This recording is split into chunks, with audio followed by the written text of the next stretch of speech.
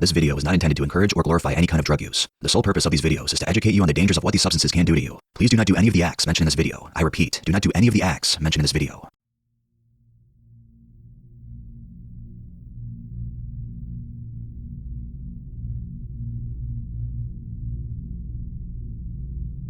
Note, I've chosen to use pseudonyms rather than just initials when it comes to naming the individuals mentioned in this post, because I think names read better, and this trip report involves quite a large cast of characters. This trip report describes what was easily the worst night of my life. A full-blown psychotic episode, a train wreck, a disaster trip. That being said, it was still an invaluable learning experience, and over the following months, I was able to use the lessons learned during this experience to reach a better, fuller understanding of myself, my own psyche, and my place in the world. In the final analysis, I am actually glad that I went through this, but I certainly didn't feel that way at the time. In early March of this year, a few weeks after my 23rd birthday, I experienced my first truly bad trip, what I would term a drug-induced psychosis. Myself and a group of friends had gone to an outdoor psytrance party held on a farm just outside of my town. My friend Bella had just acquired a vial of liquid LSD, and we were all very excited to trip together at this party. Note, this would be my 4th time tripping acid. I am also very experienced with MDMA, methadone, psilocybin, 4-ACO-DMT, 5-MeO-DIPT, and several other psychoactives. When we arrived at around 11 p.m., we immediately went to the bathroom to dose up. I asked Bella for 2 drops, approximately 300 micrograms. I had had 3 drops, approximately 450 micrograms before, but I've never tripped acid in such a public space before and wanted to play it safe. However, as she was administering the LSD, her hand slipped and I ended up with way more acid under my tongue than I had bargained for, closer to 5 or 6 drops, 750 to 900 micrograms worth. Bella was horrified, and I was understandably apprehensive, but there wasn't all that much to be done about it. I considered retreating to a safer place and waiting out the trip at home, but I had been looking forward to this night for ages, and was curious to see how I would handle such an unexpectedly large dose. Not well, as it happens. About a half an hour later, I started to come up, hard. Visuals were extremely pronounced. Thousands of tiny little spheres of multicolored light began to dance across my vision, and people's faces began to warp and stretch. Conversation became increasingly difficult, and I began to feel as if there was no connection between the words in my head and the words coming out of my mouth. I also began to feel an extreme physical discomfort. Tweaky is the word I would use to describe the sensation. I went and danced for a little bit, which helped distract me from the discomfort, but I was finding the whole experience distinctly unenjoyable. I ran into my friend Kyle, who was also tripping, and told him I was having a bit of a rough trip.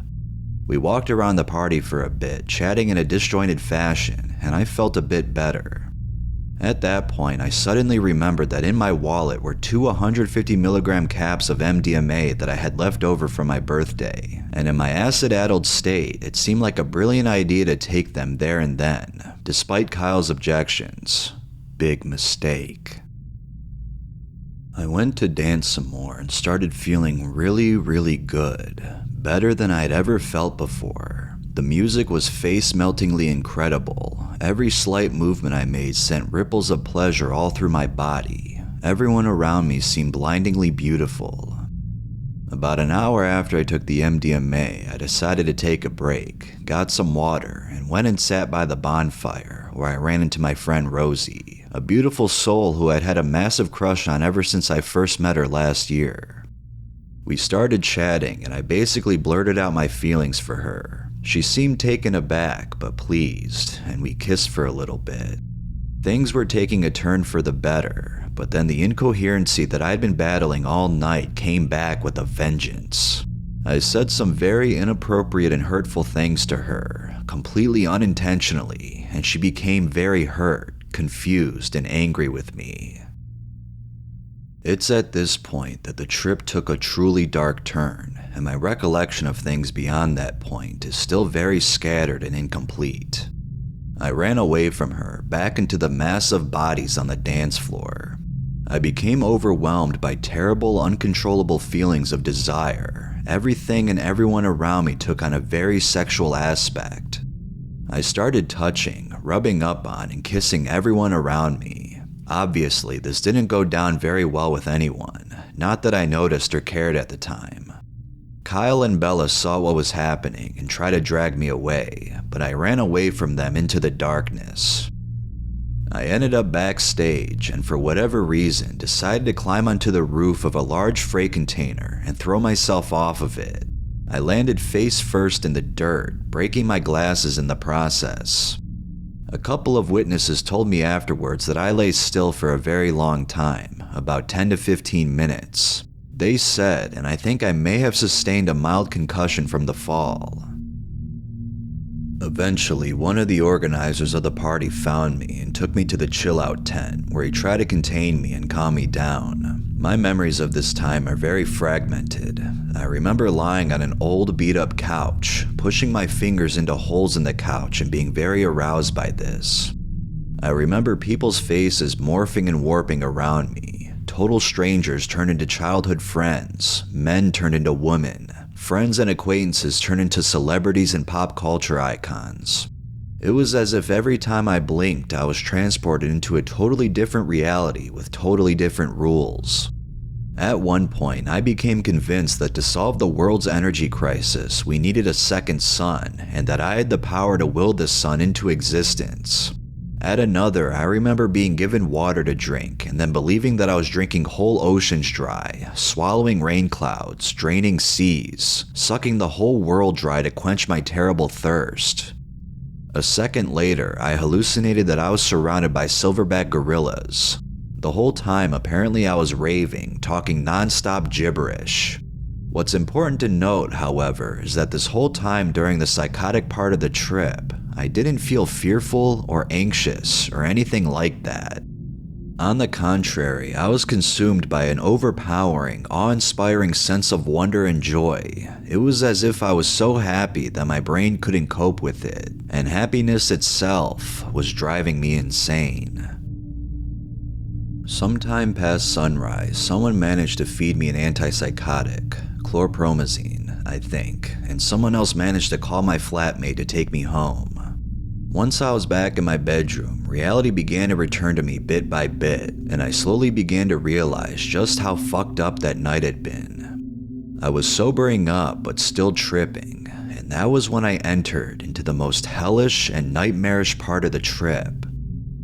I lay in bed sobbing my eyes out as a multitude of demonic-looking worms and centipedes and other crawling vermin slithered and swarmed all over me, enveloping me in slimy darkness.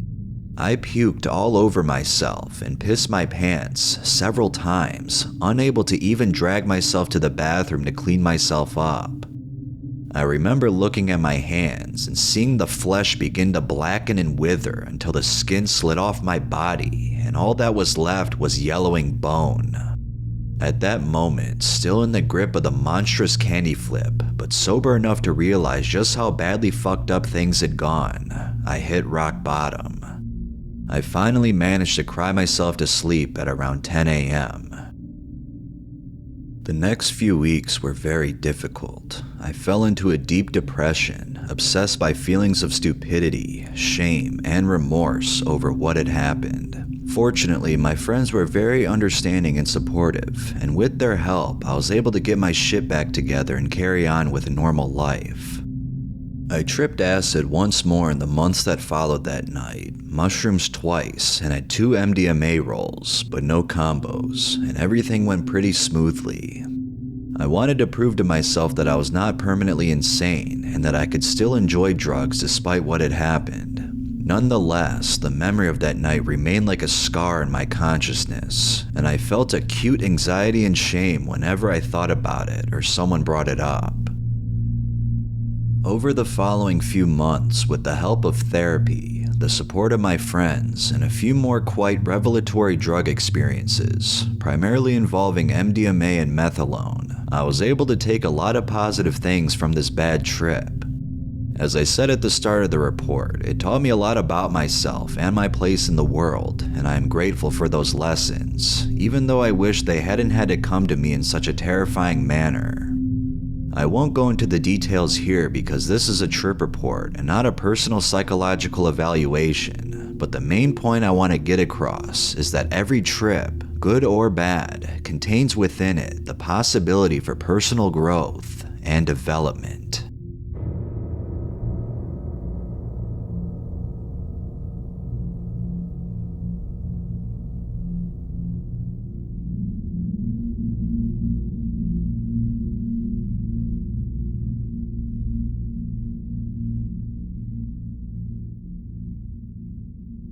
I would like to preface this report with a cautionary statement.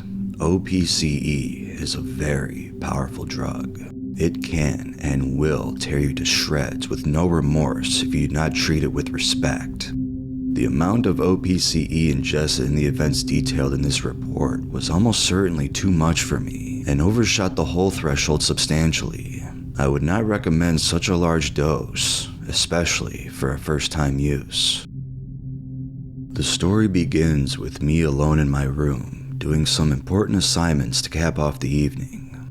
I have been quite busy in the days leading up to this experience, and the ennui of sitting and working in my room for a week straight was finally getting to me. I decided to take OPCE in an attempt to relax and add something interesting to my week. My previous experience with dissociatives include the use of HOPCP, 3-MeO-PCE, DXM, and nitrous. I had no significant dissociative tolerance at the time of taking the substance. I ingested 10 milligrams of OPCE in water on a full stomach. It has that classic aryl cyclohexylamine taste, like petrochemicals and rubber. It also has a unique bitterness that lingers on the front of the tongue, a characteristic which distinguishes it from other compounds in its family. It goes down easily. The first effects of the drug become apparent. My skin begins to feel slightly rubbery, and there is the unusual feeling that my viscera are slightly too small for my bodily cavity. There is a small inkling of headspace change, but it is hard to characterize at this time. 43 minutes in, and so it begins. My pattern of thoughts is becoming more and more associative and divergent by the minute. I am typing up an assignment and ideas are flowing left and right. The weight of the air on my skin is unmistakable, and everything feels dense and thick like a vitreous pudding which is about to set. An hour and 2 minutes in. I cannot stand to sit still anymore, so I decide to do some chores. As I'm folding the laundry, I begin talking to myself, in a whisper to avoid disturbing any of my roommates, as it feels better to speak than hold my burgeoning thoughts in my head. I feel so adept at speaking, and a smug satisfaction rushes over me with every quip I make. The wordplay is absolutely filthy. I realize that I probably look like a lunatic whispering to myself alone in my room, but at this point I'm on enough dissociatives that I don't really care. Folding the laundry proves to be a little difficult, but still entirely possible. I am floppy, and my joints are too heavy and too light at the same time. Every movement is miscalculated, causing me to make broad, poorly controlled motions in the syrupy air. It seems OPCE is quite impairing physically compared to its other dissociative cousins. Seeing that my body is reacting quite well to the substance, I am in a good mood and experiencing little body load. I decide to take another 15 milligrams. This puts the dose up to what has generally been established to be hold territory, 25 milligrams. Besides, I feel unconquerable and decide then and there that I need more intrigue in my life. Down the hatch it goes. The gulp is an awkward, greasy one, and I can feel all the machinations of my throat guiding the liquid into my stomach. I continue to happily fold laundry, my mind buzzing like a hive of restless bees. An hour 43 in. It becomes increasingly difficult to hold my attention onto one thing at a time. My thoughts are beginning to feel hollow, just like my body, and I am dazed and empty. A wall is being built to my skull, brick by brick, slowly isolating me from the world. Despite this, the hypomanic twinkle of invincibility still remains, and I am lying down on my bed, idly watching YouTube. All the objects in my room look slightly metallic and are coated with an otherworldly sheen. My lips are beginning to numb. For me, this is often a sign that the dissociation is beginning to manifest itself fully, and that a hole is imminent. I close my eyes and try to visualize some objects, and to no surprise, I find it very easy. The closed-eye visuals are blocky. I can conjure up figures like faces, animals, and buildings, but I find that it is hard to fix them in my mind's eye. They quickly morph into other objects or abstract sets of blocks and dots of light. This is very interesting and somewhat pleasant, so I spend several minutes doing this before realizing that my original intention was to turn off the lights and lie down. I get up and flip the switch with some difficulty and lie down in my bed, patiently watching visions dance about under my eyelids. Although I feel incredibly faded and numb, I did not get the hole I was expecting, and so I decide to get up again and try writing something in my journal. For the first page, I chose to write a stream of consciousness style ramble. Reading this sober some days later, I can confidently declare that it is almost illegible in terms of both handwriting and content. At the time, however, it was very profound to me. I also wrote an entire page of flowing word association, which was admittedly quite interesting to pick apart when sober. I decide to redose 7.5 milligrams of OPCE, bringing the total up to 32.5 milligrams. In retrospect, this was a gratuitous dose and definitely did more harm than good. I was lulled into a false sense of security by the slow come-up time of oral administration. After dosing, I continue scribbling into my notebook. As the entire world collapses and breaks under its own weight, I am trying to capture my burning love for my partner on paper. My mind is an F1 car on fire. All the components are breaking down, and yet I am racing at 1,000 miles an hour in my hollow body, scratching vigorously into the page. I feel irritated by my fingers, which are numb and heavy, and refuse to listen to the command of my brain. If only they could keep up. As I am writing, I take my eyes off the page for a moment. The room, brightly lit in yellow, is frankly terrifying. It is simultaneously too small and too big, chopped up and broken and incoherent. I cannot bear to look at it any longer, so I get up to turn off the lights. This was almost impossible. I had to grip the walls and move in large, bounding robotic steps. Balance was only understandable in terms of pivots. I could not stand straight. I had to swing about the corners of the walls to which I was holding onto for dear life. With the lights off, I lay down in bed. My tinnitus, which is normally a thin, quiet background noise, is now deafening. I decide with the last few moments of operable time left in my body to play some music, specifically the album Seraphim by How to Disappear Completely. It is a calm, empty drone and is probably some of the only music that would not be too overwhelming to listen to at this time. As I turn the music on, I sink deeper and deeper into nothing as the destruction of my body becomes complete. For the remainder of this report, I was much too impaired to even understand time, let alone report it. It began with my soul getting ripped out of my body. Unlike other dissociative holes, this was forceful and carried with it a great gravity. I was ascending and descending at once, my body a lifeless shed skin dissolving in the torrent. Experiences and sensations became observerless. The boundary between seeing and being something became non-existent. I became a formless energy vibrating in spaces infinitely large, yet so infinitesimally small. I was pulsating like the electrons in an atom, liquid and restless. From these formless spaces sprouted realms, each with different laws, gravities, and presences. I encased within me entire universes, ablating in the frigid, blaring wind of oblivion. After witnessing eternities of change, I was pulled out of myself and into deep space. Among the twinkling stars, a great black monolith of planetary proportions drifted by peacefully in the dark. It encompassed perfection and totality, glistening with the reflections of the entire cosmos. It was a godly entity, and though it did not speak, I understood that it was sanctified and gazed in awe. Suddenly, there was another change in gravity. I was pulled frantically downward, squashed under a great and disorienting force. After I had recovered, I saw the suffering, the end of days. A formless Guernica bathed in the lighthouse glow of a lifeless sun. My sails had been worn so thin in the bitter dissociative gale, I could not construct any sorrow. I accepted my endless suffering. I accepted death and repented for my sins. My stay in this realm lasted for a very long time.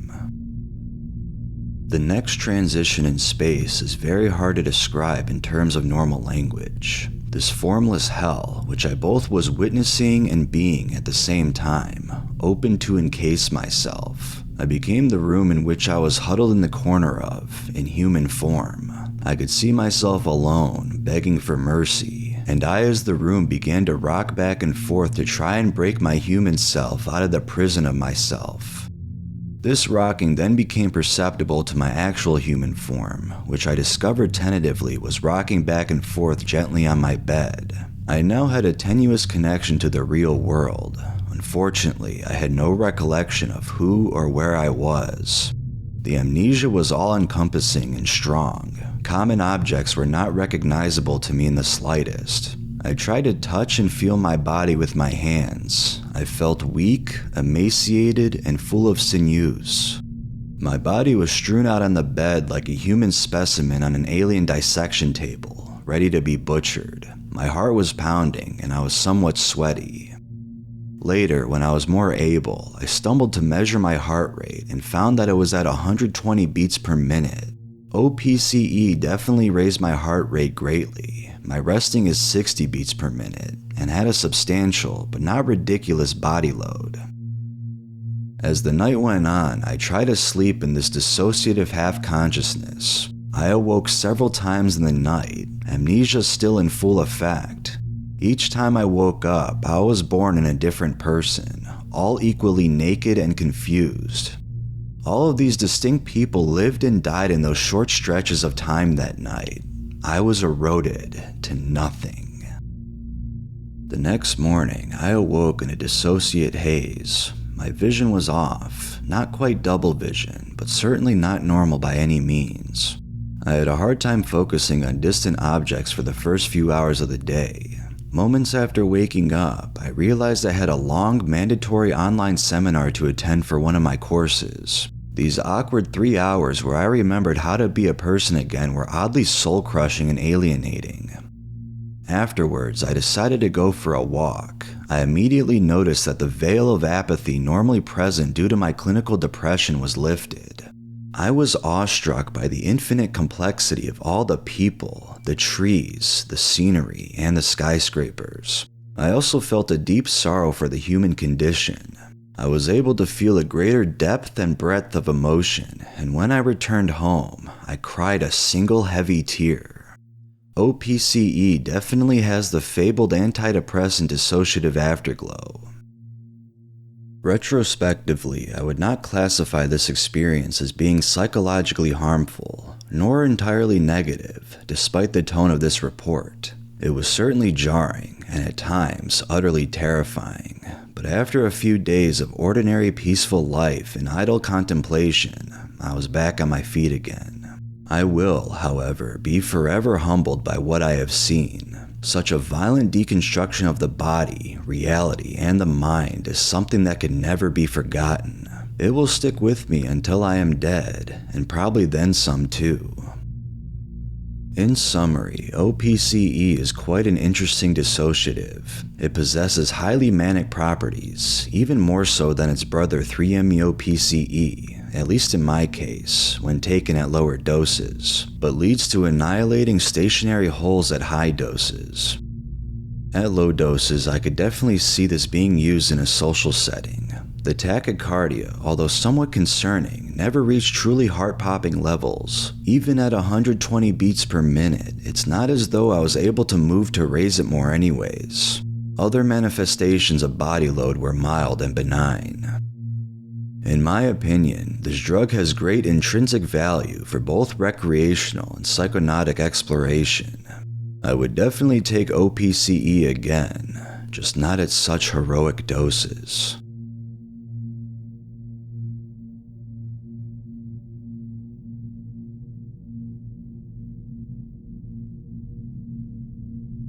I first approached Brugmansia with great trepidation and expectation. However, my first experiences were disappointing. Smoked leaves had no effect. Smoked flowers caused a slight shift in perception with pupil dilation and no hallucinations. Raw leaves and flowers can cause stomach pain or vomiting. My preferred method of consuming raw plant material is to chew it for several minutes, then spit out the pulp. I use this method with alcohol. 4 large leaves are enough to induce a mild sedation with the heavy/floppy body sensation without delusions. Ointment. Pulped plant material was rubbed into my body, absorbing the atropine and scopolamine externally. I tried this method because I was too anxious about eating plant material or drinking tea. During application, some fluid entered my left eye, causing long-term dilation and permanently deteriorated vision. This caused a minor shift in perception without hallucinations. Having tried every other method of ingestion, I wanted to try tea. I almost certainly drank too much because I was in a drunken-like stupor for 3 weeks while my dead best friend gave running commentary on my daily activities. This changed my life. I boiled 2 liters of water and added 16 finely chopped flowers, approximately 30 leaves, and a few thick stems. After straining, I shared 660 milliliters between 3 people, Oliver, Dave, and Matt. The rest was frozen. The earthy brown liquid tasted bland and went down effortlessly. It didn't have any of the jelly-like gooiness of mushroom tea. We decided to vaporize some cannabis, eat some space cake, and then take a drive while it took effect. 30 minutes post-ingestion, a dreamy sedation set in with free-falling sensations similar to ketamine or nutmeg, like I was sinking into my seat. The same mundane views I see every day seemed outstanding, as if I were looking at them for the first time with the brightness level turned up to 10. I try to drop my friends at home so I can meditate back in my apartment without any distractions, but when Matt opens the car door, he collapses head first into the pavement before staggering back to his feet and falling again. I got out with the intention of helping, but only succeed in making a public spectacle of myself. I violated like a block of jelly all over the place, with my pelvis swaying in every conceivable direction. We were in a busy part of town, and people were gathering in bewilderment. Someone shouted, "Oh my God, how pissed are they?" To cut a long story short, I returned home with Dave. He refused to get out, and left Matt to be escorted home by the police. We pull up outside my apartment. Driving was easier than walking, and I swagger inside, leaving Dave alone in the car. I can't remember the first hallucination or even thinking the tea was working. Every idea of a past, present, future, or Brugmansia tea was gone. Oliver was now an empty shell in a blurry dreamscape of delusional chaos. Extreme dissociation left emotional concepts totally void. This felt quite liberating because there was temporarily no more desire, craving, habit, or fear. I have a phobia of spiders, but felt nothing when hundreds of hand-sized spiders scurried down my wall and into my mold-covered bed. The Grim Reaper stood in the corner of my room. I slurred, "Hello?" and he waved back at me. Demonic bats flew through my head and imaginary glasses of water moved back as I leaned back to grab them. Fleas covered my ceiling and hopped upside down as if gravity had been reversed. I knew what I saw wasn't possible, but it looked too real to be an illusion. I grabbed a fly spray bottle and began spraying flea-infested areas. The interesting thing was that individual fleas dropped to the floor and died after coming into contact with the spray. I could fully interact with every hallucination. I lay in bed for a while watching white doves swoop back and forth, pecking one another. I'm not sure if they were fighting or playing. They morphed into huge spiders, then again into insects. Then, I noticed a red dog tearing a chicken's head off a few feet in front of me. I reached out to touch them, but my hand went straight through. At this point, the doorbell rang. It was Dave, who had been sat in the car for a long time, asking the whereabouts of Matt. Neither of us had any recollection of abandoning him. "Come in," I said. "I think he's upstairs." We spend a while looking for him. "There's definitely someone else here," I say. Dave replies that he's also seeing people and sits down in the living room. I was exhausted and got back into bed. I couldn't sleep, so I kept walking into different rooms, then forgetting what I was doing there. I occasionally passed Dave on the way to the toilet and asked him what he was doing in my apartment. Sometime later, he walks home. The following day, still very high, he told me that he kept talking to Matt, then realizing he wasn't there.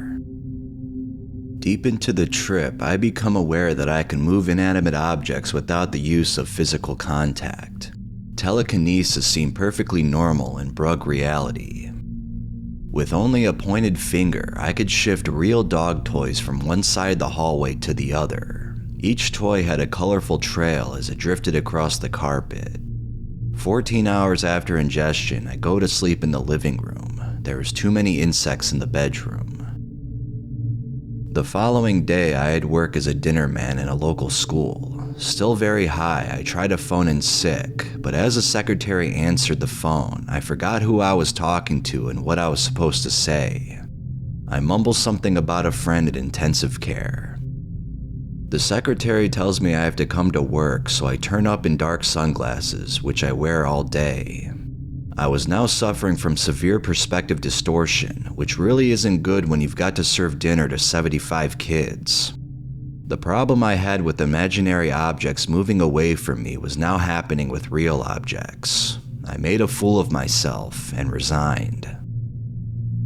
My eyesight gradually returned to normal after 2 days, and the hallucinations tapered off over the following 3. However, the trip was far from over. I was in a drunken stupor for weeks and began hearing voices. Whenever I smoked cannabis, things really spiraled out of control. I became delusional and paranoid. The voices multiplied and became even clearer, and my entire field of vision was overcome by kaleidoscope patterns.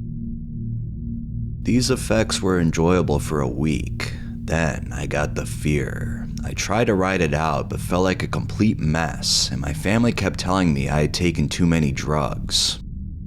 After 2.5 weeks of delusional paranoia, I decided to throw away all of my cannabis plants and 3 ounces of high-potency cannabis. Within a month of sobriety, I returned to normal.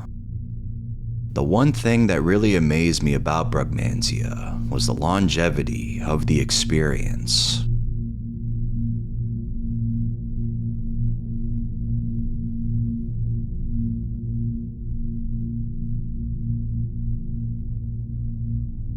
Around September of last year, I finally told my family about my addiction to fentanyl. I was taking blue M30 pills, which led me to a hospital bed.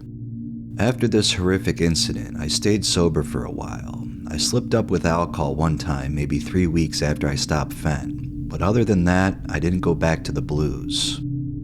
I knew I probably should have been in treatment at the time, but my mom just never suggested it, so I thought I was fine. I went to meetings 3 to 4 times a week rather than every day like I should have been. Being very early in recovery, I would fantasize a lot about all the old drugs I used to do. For some reason, I really wanted to do nitrous oxide again. Before I got into fent, nitrous was my favorite drug to do. I guess in my delusional addict brain, I thought nitrous would be a perfect alternative to fentanyl. Anyways, fast forward to October 28th, my mom's boyfriend's birthday. I guess I finally said fuck it, I want to get high. I wanted to use nitrous, but I knew I had to go to the smoke shop to get them, and I was supposed to be with my family all day for the birthday. Unfortunately, my mom sent me out to get more party supplies at the Dollar Tree alone. I immediately hopped in my car thinking I was going to get my high. As I was about to leave, I remembered that my mom had my location and she would check it all the time while I was out because I was just coming off of fentanyl addiction. So plan B, Duster. I remember seeing that Duster could get you high on Reddit and it was a lot like nitrous. So I pull up to the Dollar Tree hoping that they would have some. I go in, find some, put 2 cans in the waistband of my pants and leave in less than 2 minutes. Before I even leave the parking lot, I whip a can out and huff. I felt everything just warp. The music in my car sounded demented. I was drooling, and for some reason, I loved it. I was warm and out of my head for about a minute and a half. Every negative thing went away. I started talking to myself, which I never do, saying stuff like, "This is perfect," and "my new favorite." I get home with no party supplies, but for some reason my mom didn't question it. I literally have no idea why. I guess she was just so busy with the guests that she didn't notice. Anyways, throughout the rest of the day I huffed in my room, then went out to the birthday party, and repeated that until my mom and her boyfriend left to go out to a Halloween party. Now the only people home were me and my brother. By this point, I finished one of the cans that was on number 2. I had ate chicken wings for dinner, and the Duster had made me so nauseous, I threw up all the wings. I didn't even open up the toilet seat, I just threw up on the toilet. As I went to go get towels to clean it up, I was still huffing. I had a can in one hand and a towel in the other, then out of nowhere, boom, I'm laying on the floor of my laundry room. My brother is saying my name, but before I can even get off the floor, he sees me in a pool of my blood and vomit. I immediately start crying, and he starts crying, and I just hug him and say, "Am I a fuck up?" And he says, "No, you are just an addict." It was a lot more emotional and intense than I could express in writing. At that point, I knew I was an addict. He rushed me to the hospital, and my mom and her boyfriend showed up both in costume from the Halloween party. I just couldn't say anything to justify it. The next few weeks, I had staples in my head. Apparently, I blacked out and hit my head on the washer, then the floor. It was a pretty fucked up scene. I traumatized myself, but addiction is such a ruthless disease because I ended up relapsing on Ativan at my grandma's house a few weeks later. After that incident, my mom finally put me in rehab. I spent 58 days in treatment and was clean for 101 days. I ended up smoking weed, but never went over that. As of July 17th, I have been sober off everything.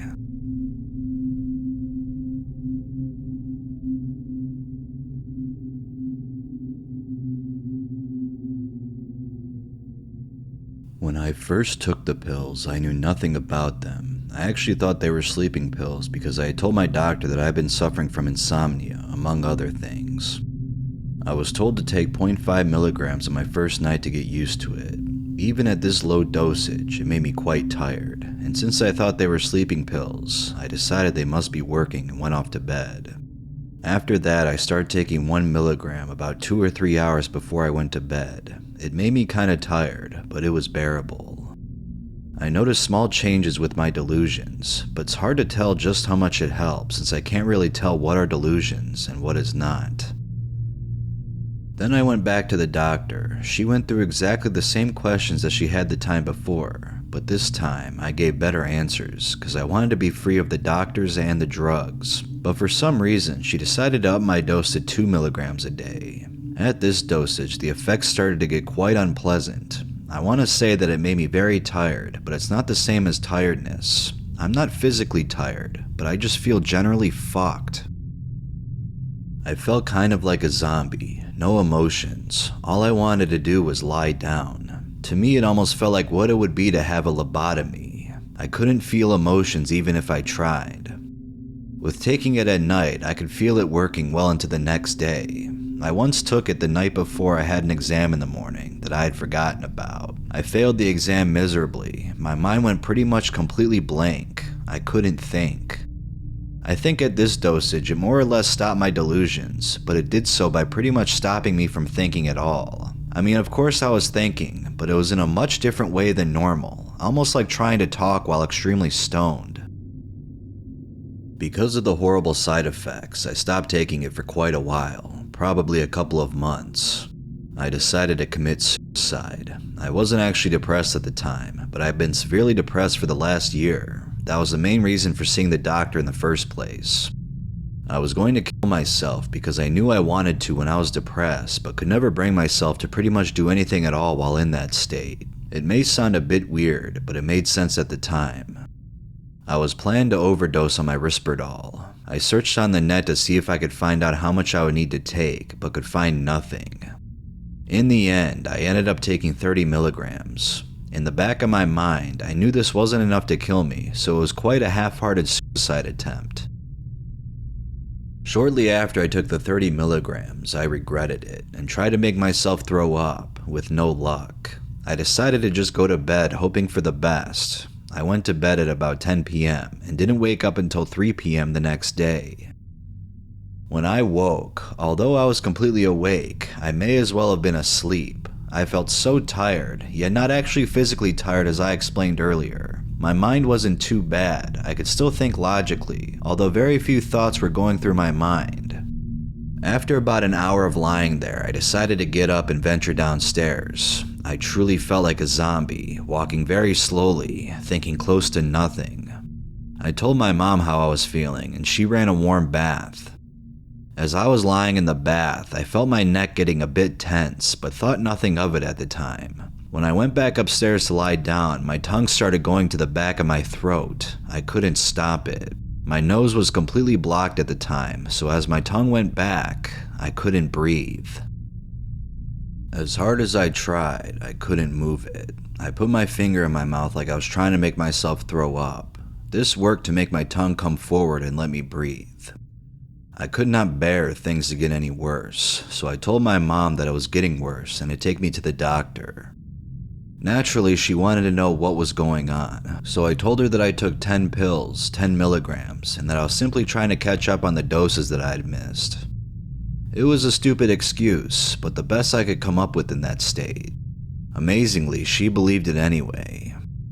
As we drove, my tongue eased back, but now my neck was starting to do the same. My head would move down to my shoulder, and I couldn't move it back up again. It also hurt a lot.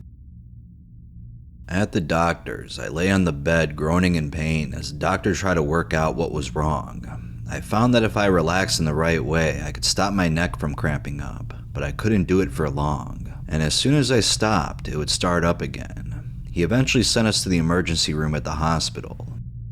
I had to sit waiting for a while with my head stuck to my shoulder looking like some sort of retard. When I finally got put through, they put plugs all over my body, although I have no idea what they were for. I was given an injection which instantly relieved my cramped neck. It was wonderful.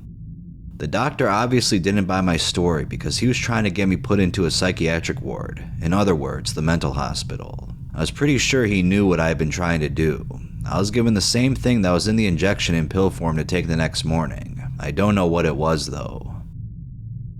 The next day, I must have gotten a rebound effect from taking such a large amount.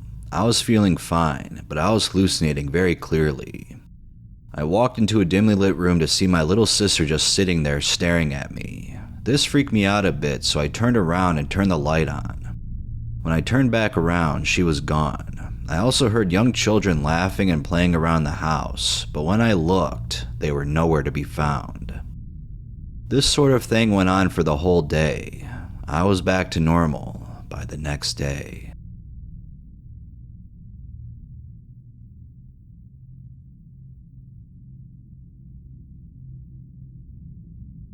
My father has been addicted to meth for years, and I've only ever smoked it twice in my life because I'm more of a downer person. But recently, my dad helped me get some tar heroin, so I helped give him some money to buy himself some meth.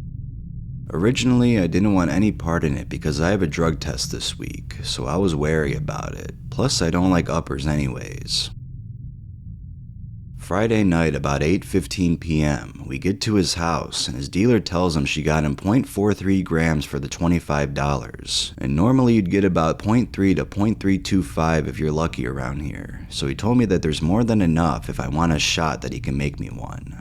He knew I was worried about having this job interview this Thursday coming up, but I had done heroin the night before, so I figured I might as well try it now, just so I can say I've tried it. Also, just to add to the setting, the first time I ever tried heroin was at my dad's house as well. He had a person staying there and she was a big heroin user, and since he didn't use anything other than meth, he told me that he'd probably have to talk to her about selling me some heroin. But he convinced her, and I figured from doing morphine and oxycodone for a month or two, I was okay to try heroin. But holy shit, I was wrong. That night I puked my ass off for hours and basically only had a good euphoria for about 30 minutes, but my dad and his girlfriend still took care and checked on me all night. Fast forwarding to now, my dad had been up for about 4 to 5 days, and I don't blame him, but our bag of dope had 4 big crystals, so he dropped one in this Red Bull can and made me a shot, which was around 0.1 to 0.125 grams of meth. I have absolutely zero uppers tolerance, but everyone around my dad smokes and does it, so he just somewhat assumed that I'd be okay, especially since he'd be there to calm me and take care of me, knowing I didn't know what to expect, and that helped clear my mind a lot.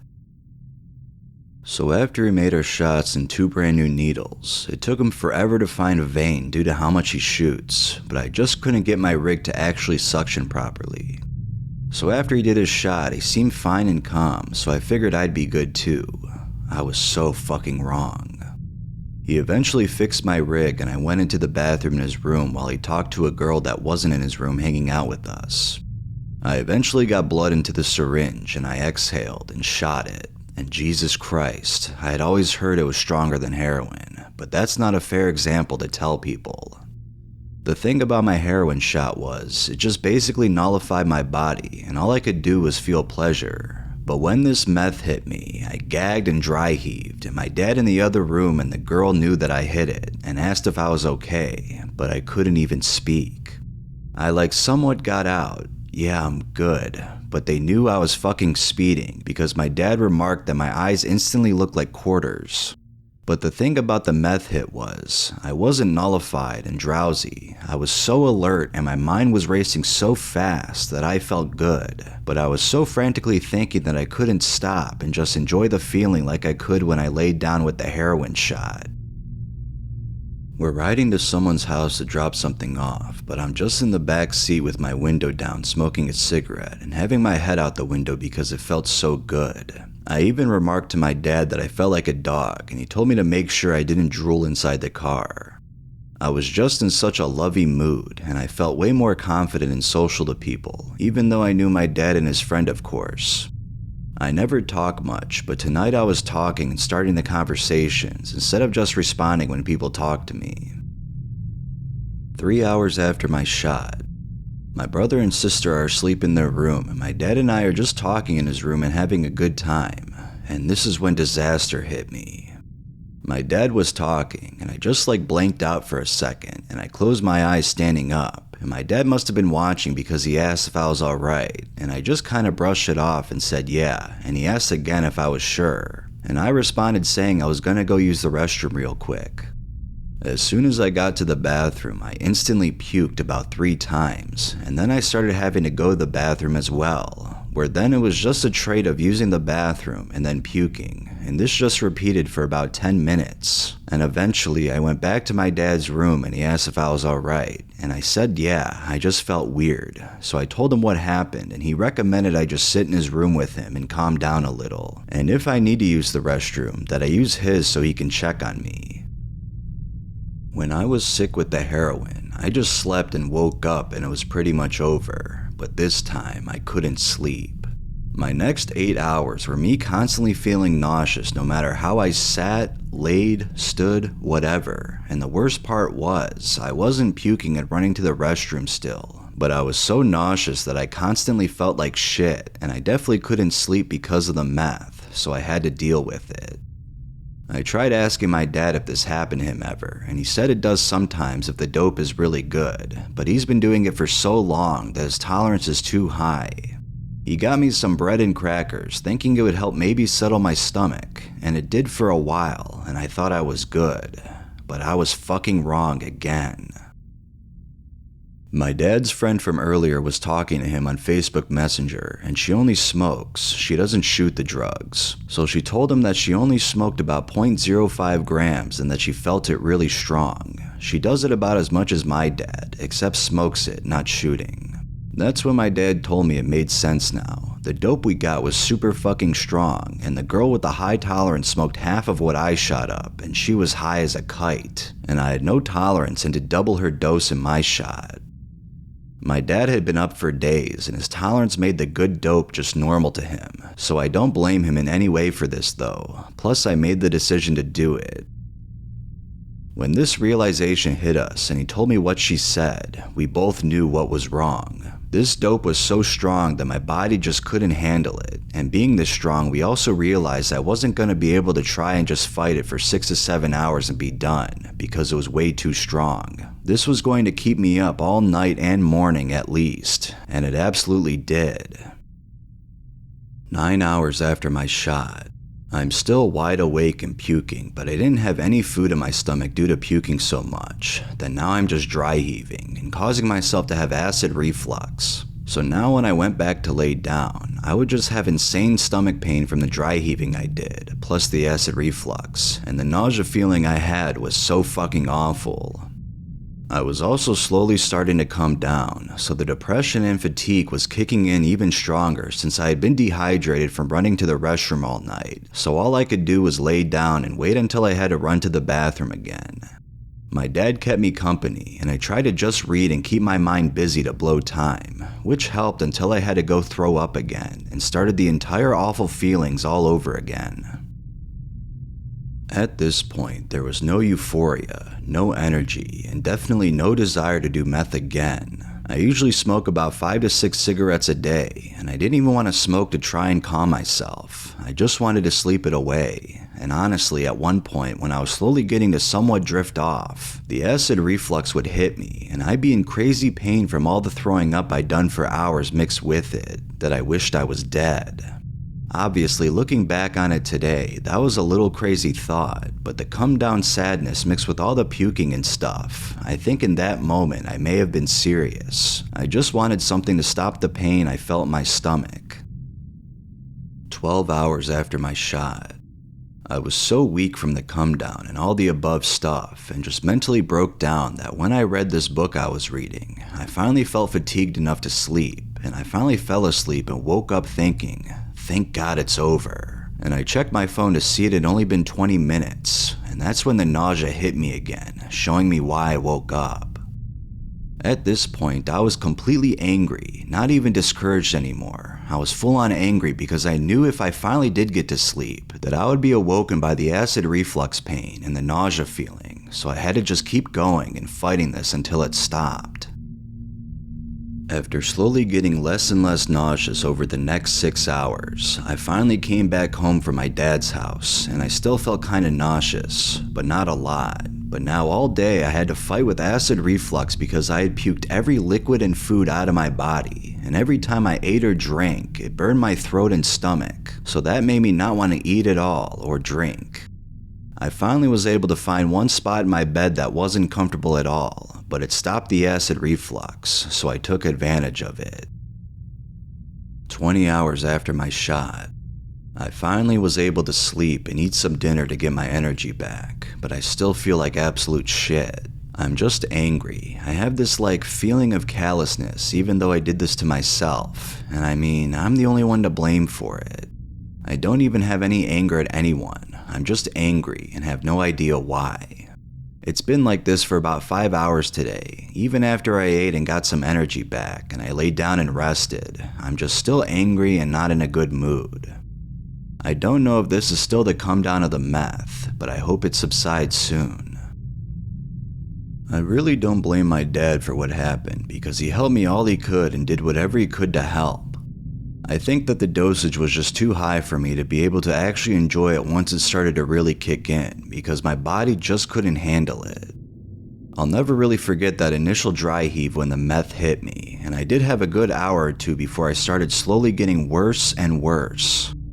I really don't regret it because I now know what IV heroin felt like and the rush from IV meth, and even though my meth experience fucking sucked, I could still say I experienced it, I guess. I don't plan on ever doing meth again in my life. I don't even want to smoke it or anything.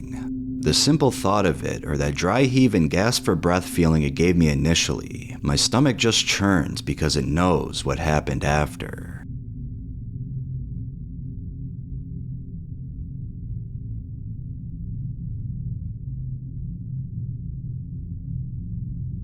After reading various experience reports with ketamine, it seems to me that many people are completely unaware of what it is exactly that they are dealing with.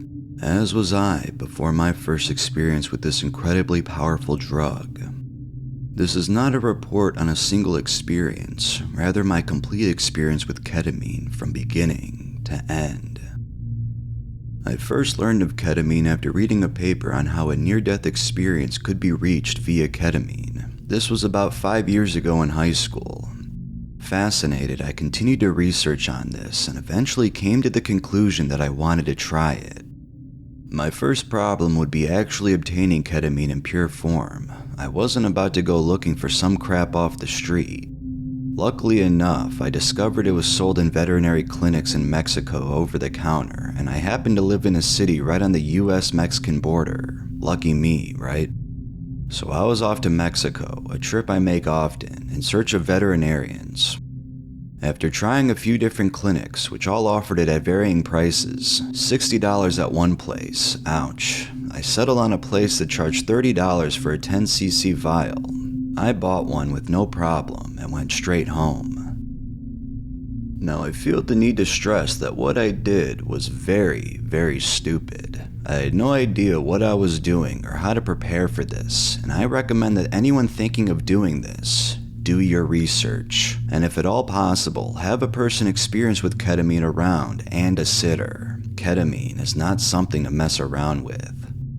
Anyway, when I got home, I continued to gently boil my ketamine until I got a nice white crystallized powder. Easier than I thought, although I advise on using a pot with a non-stick surface. It helps. Scraped it up and put it in a baggie, and that was that. I gathered up 3 willing friends and we went to an isolated area of the city where we each proceeded to snort about 200 milligrams each. I had previous experience with cocaine, so this didn't seem like much at all. Big mistake. We were all sitting in my car, and about 1.5 to 2 minutes later, it hit. Hard. It took about 2 minutes to completely take over, and all hell broke loose.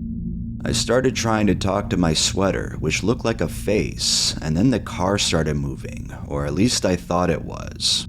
Don't get me wrong, this wasn't confusion or anything. For all my mind and body knew, this car was moving, and I had to keep it from crashing. Needless to say, this was a traumatic experience for everyone. I had never felt anything like that before, nor thought it was even possible. Well, none of my friends ever wanted to do that again, and I was unsure I wanted to either. But nevertheless, I went back and got another vial from the same vet about 2 weeks later. This time, I decided that I would stay home for this experience and lay in my bed, which turned out to be much better. Being stubborn, I repeated the same dosage and snorted it in much smaller multiple lines this time. It burns pretty bad if you take big lines. I had the lights off with just a strong candle burning and Pink Floyd playing slightly in the background. This time was completely different. I got the first of what would be my typical experience. As I laid back in my bed, I focused on allowing whatever happens to take its course and not try to fight it.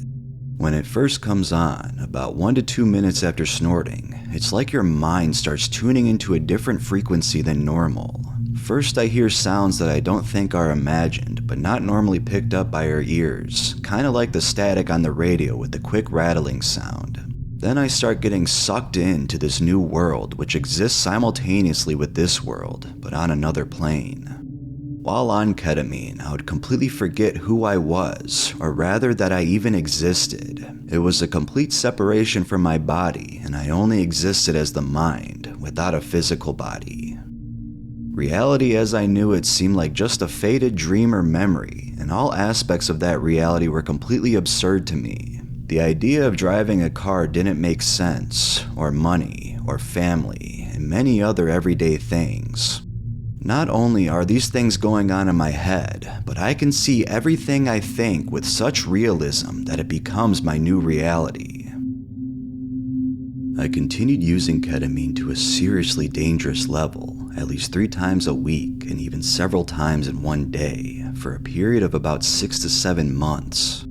I don't believe that ketamine is physically addictive, but I strongly believe that it's psychologically addictive, for some. I began to have trouble making sense of my reality as I knew it. Strong feelings of confusion about how things are, what they are, and why they are persisted day after day. Not only was I questioning my reality, but I was questioning my own existence. The reality created by ketamine was so real that it made me doubt my other reality. I continually returned to ketamine in the search for answers.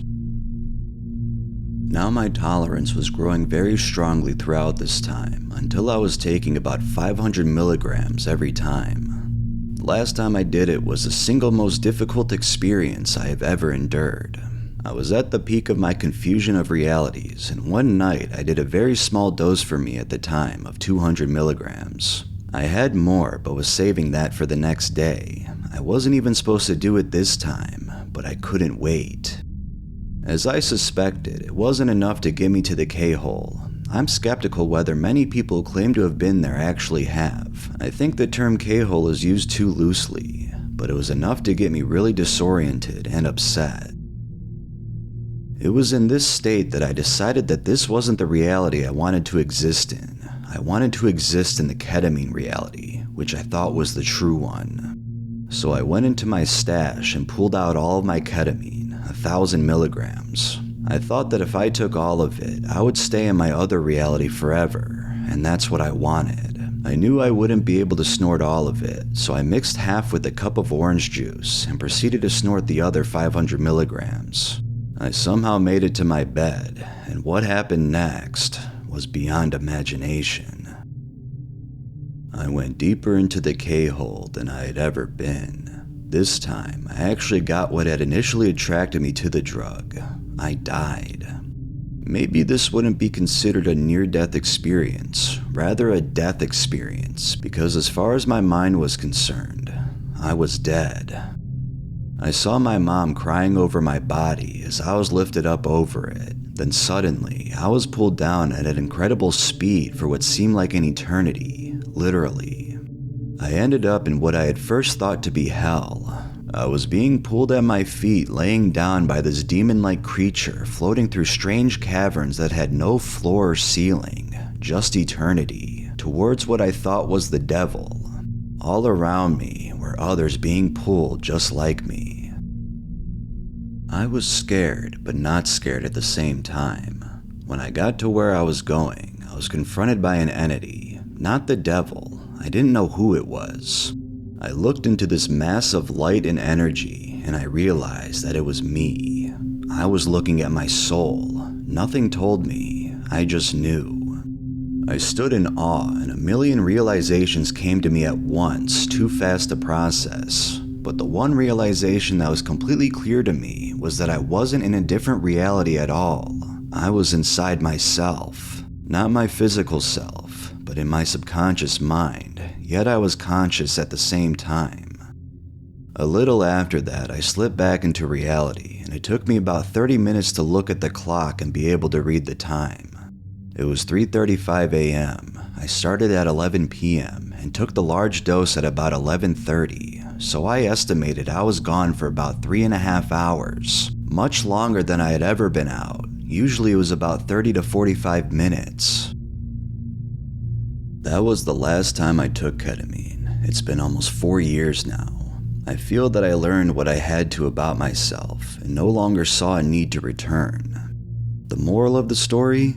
Ketamine cannot be taken with the intention of just getting fucked up, or the whole meaning behind the experience will be lost. The ketamine experience is best left to those wishing to see themselves and the world from a completely different perspective. It is not for the weak-minded. There was much that I learned, and I feel that it has positively influenced my life and the way I look at everything. Be careful, it could change the way you look at the entire concept of existence. Be sure you are ready for that.